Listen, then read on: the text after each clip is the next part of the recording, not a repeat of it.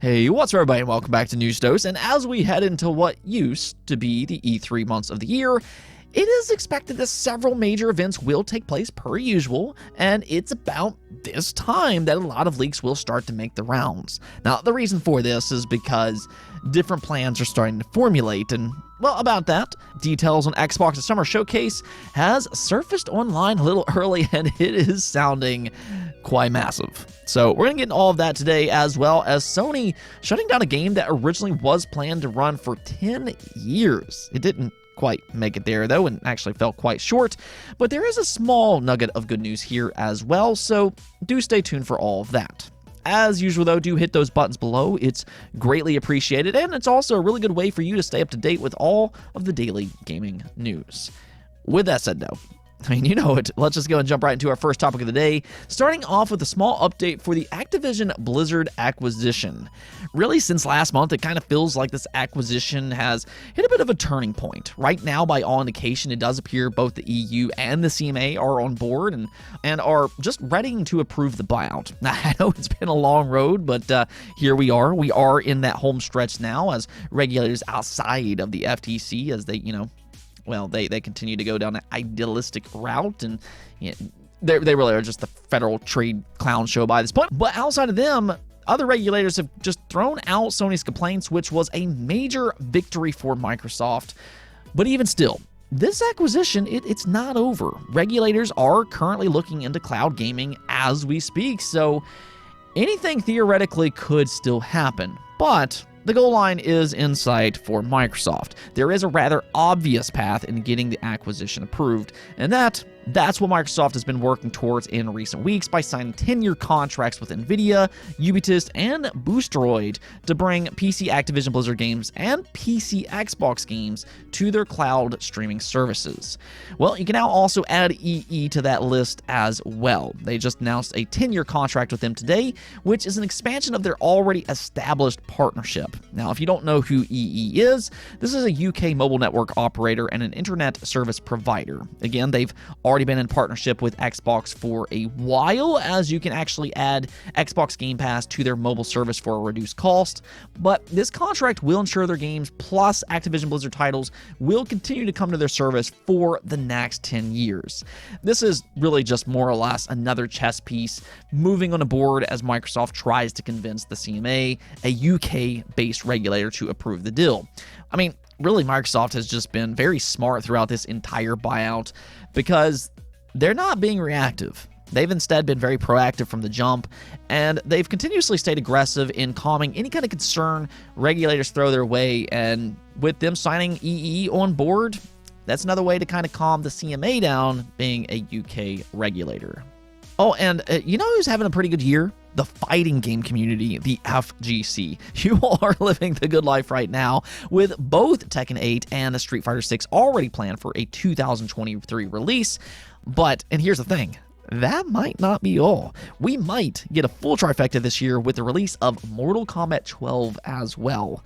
Now, we first heard about Mortal Kombat 12 at Warner Bros. Q4 earnings call, where the CEO quietly announced it is planned for a release this year. I mean, he didn't really go into much detail further than that. I mean, maybe it was just kind of a slip of the tongue, but he just kind of said it as a matter of fact and then just moved on. But interestingly enough, Sonic Fox recently posted a tweet that reads, "I anticipate a Mortal Kombat 12 announcement next week." Now, to be clear here, Sonic Fox could simply just be speculating. We can't rule that out. But considering his presence in the FGC, especially when it comes to Mortal Kombat, this tweet has raised some alarms. Sonic Fox has won multiple competitions and is one of the most recognizable people within the FGC. So if anybody would know about this early, he would be a possible candidate. One thing that developers have increasingly done over the years is when these games have a big esports presence, they often ask for input from pro players leading up to the release. Just kind of make sure their mechanics feel good and what type of recommendations they have for them. It's also a good marketing term for them, as they say, well, this was recommended by pro players. So maybe that could have happened with Sonic Fox. Again, though, who knows? This could just simply be speculation, but considering the Warner Bros. CEO kind of already announced this game, yeah, I'd say that there's a pretty good chance a more official announcement is inbound, at least in the nearest future. Now, speaking of big announcements, though, Xbox has already confirmed that they have not one, but two showcases set for June 11th. One is their typical E3-like showcase, where they'll announce game after game, and then directly after that, all eyes will be on Starfield for an extended overview. Now, I think that alone is pretty exciting stuff already, especially if you're looking forward to Starfield, but some additional details seemingly surfaced online, and check this out. So, this is coming from Walking Cat, which has a pretty good track record online, and according to them, Xbox Games Showcase and Starfield Direct equals June 11th, 2023 at 10 a.m. to 12 a.m. Pacific Time. So that would mean a 2-hour-long showcase is currently being planned. That is quite massive. I mean, you have to keep in mind that we are talking about two showcases here, and I imagine that 30 minutes at least will likely be allotted to Starfield. But if you thought that that was just going to somehow shorten Xbox's main event that they typically do every single year, well, that does not appear to be the case at all. Apparently, it's really only an added bonus that extends Xbox's showcase even further. That's kind of crazy to think about because it kind of tells you that they have a lot to show here. Now, at the same time, though, Xbox, I mean, they just have so many studios now. They have so many games in development, plus with them being a platform holder on top of having Xbox Game Pass, that 90 minutes quickly fills up. Of course, they'll have some third-party games here with different partnerships. They'll have plenty of day one Xbox Game Pass games that they've done in previous years. But the one thing that I want to know going into this is whether or not they're going to stick with that 12-month format like they did last year.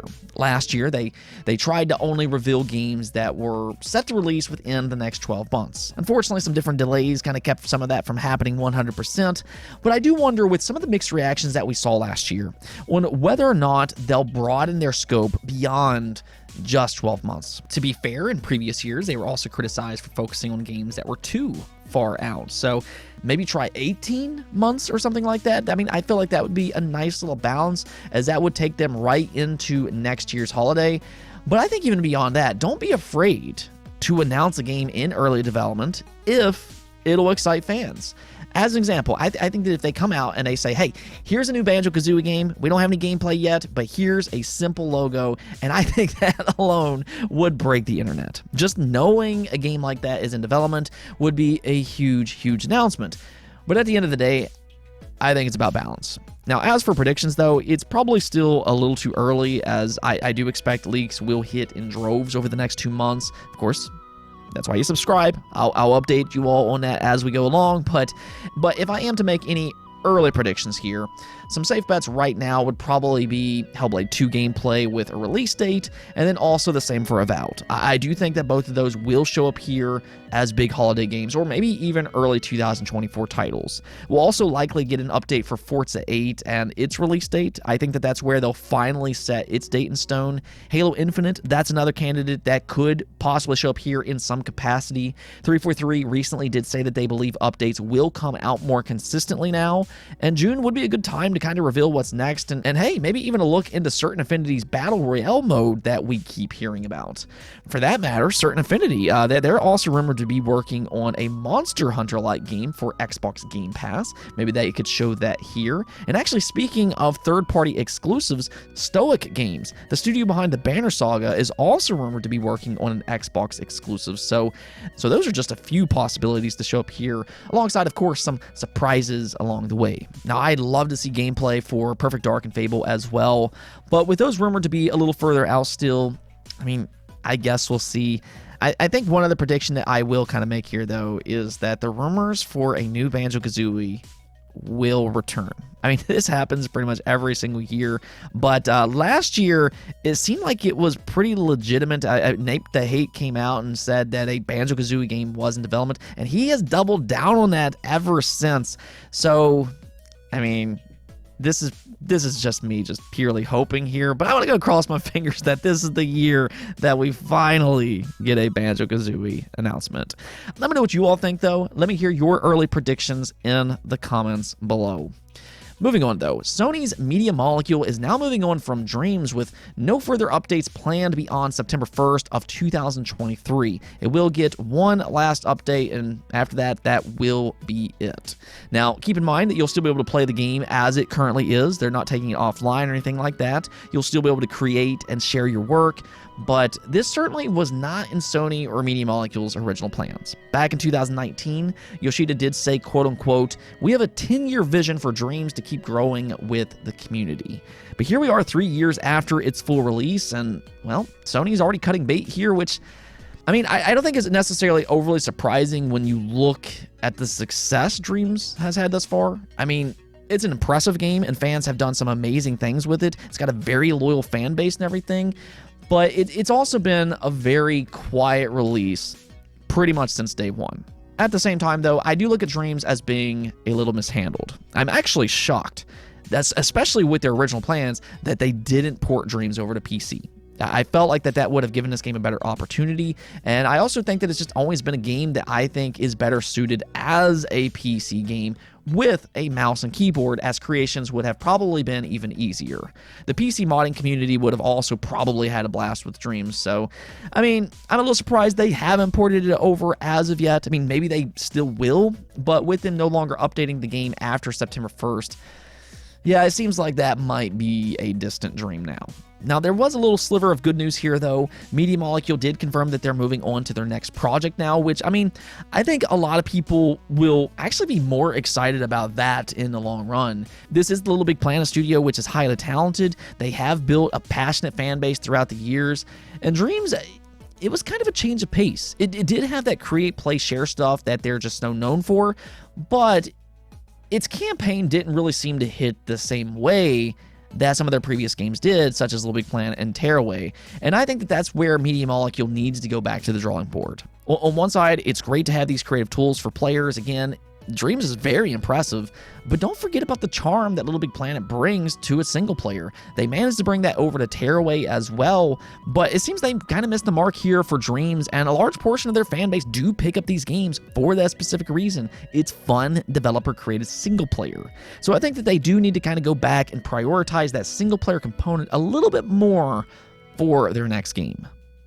Now, we also got a surprise Xbox One and PlayStation 4 announcement, as Destroy All Humans 2 Reprobed single player is coming to last generation consoles. As the name implies, this will only include its single player, so there's no cooperative mode or anything like that this time around, but you will get it for a budget-friendly price of $30 when it launches on June 27th.